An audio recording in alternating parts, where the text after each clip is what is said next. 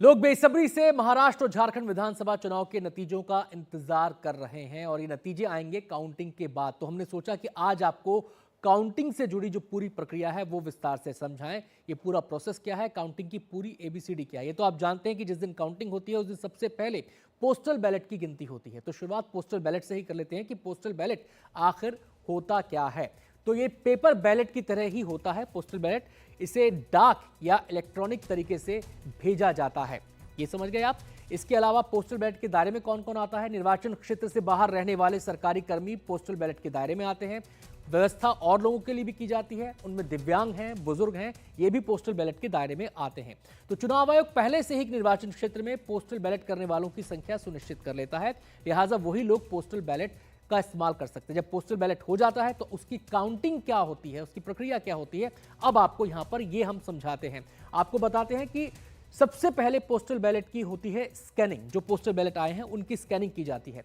लिफाफे पर एक क्यूआर कोड होता है, एक यूनिक नंबर होता है, उसका मिलान किया जाता है जिससे कि किसी किस्म की कोई दुविधा ना हो।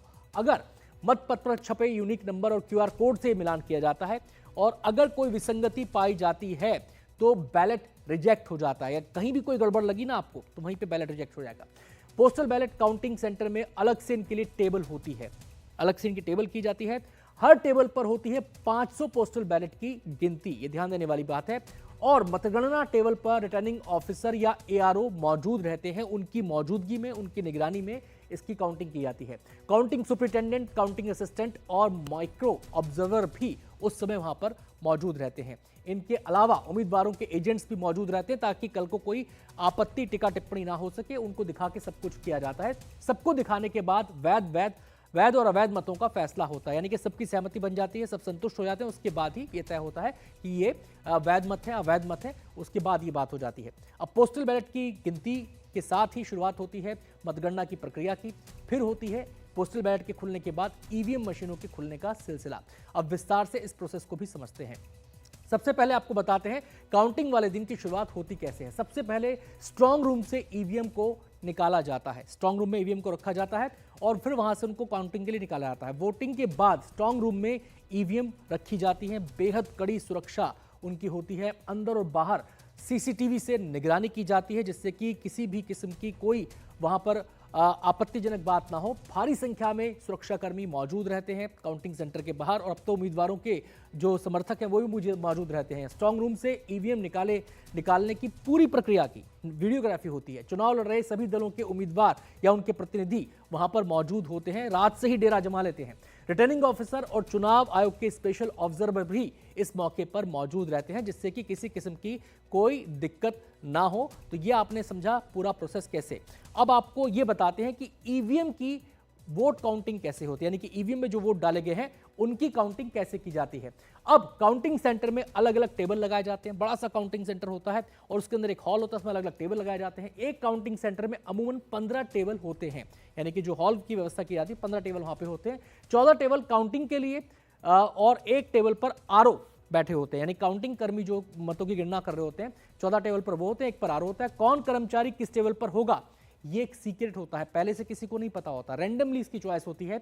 मतगणना के दिन आरओ ही हर कर्मी की टेबल को तय करता है कि भाई आपको यहां बैठकर मतगणना करनी है। ईवीएम की कंट्रोल यूनिट को काउंटिंग टेबल पर लाया जाता है। जो कंट्रोल यूनिट, दो यूनिट होती है ईवीएम की। एक तो बैलेट जिसमें आप वोटिंग करते हैं, कंट्रोल यूनिट होती है। कंट्रोल यूनिट में ही वोटिंग डेटा सारा का सारा सुरक्षित होता है। और जब कंट्रोल यूनिट की यूनिक आईडी और सील का होता है मिलान, यानी कि जो यूनिक आईडी है उसका मिलान होता है और उम्मीदवारों के एजेंट्स की मौजूदगी में इस पूरी प्रक्रिया को अंजाम दिया जाता है ताकि किसी किस्म की शक की कोई गुंजाइश ना रहे। उसके बाद कंट्रोल यूनिट का बटन दबाया जाता है, यानी कि वोटिंग डेटा को हासिल करने के लिए कंट्रोल यूनिट का बटन दबाया जाता है। बटन दबने पर उम्मीदवार को मिले वोट सामने दिखने लगते हैं, पूरा का पूरा वो सामने आ जाता है डेटा। कोई दुविधा होने पर वीवीपैट से उसका मिलान होता है। तो ये आपने जान लिए कि क्या पूरी ईवीएम की काउंटिंग की प्रक्रिया होती है।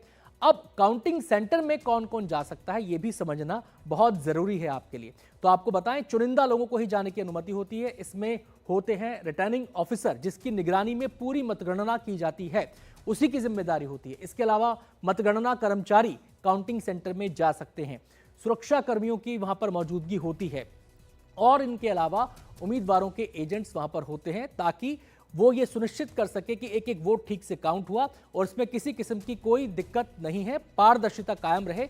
इसके लिए ये पूरी व्यवस्था की जाती है। आपको ये भी साथ साथ याद दिला दें कि सुप्रीम कोर्ट के आदेश के तहत हर निर्वाचन क्षेत्र में 5 वीवीपैट का मिलान ईवीएम वोटिंग डेटा से किया जाता है। जिससे आप समझ सकते हैं कि कितनी बड़ी कवायद काउंटिंग के लिए करनी पड़ती है और मकसद एक ही है, निष्पक्ष और पारदर्शी चुनाव को सुनिश्चित करना।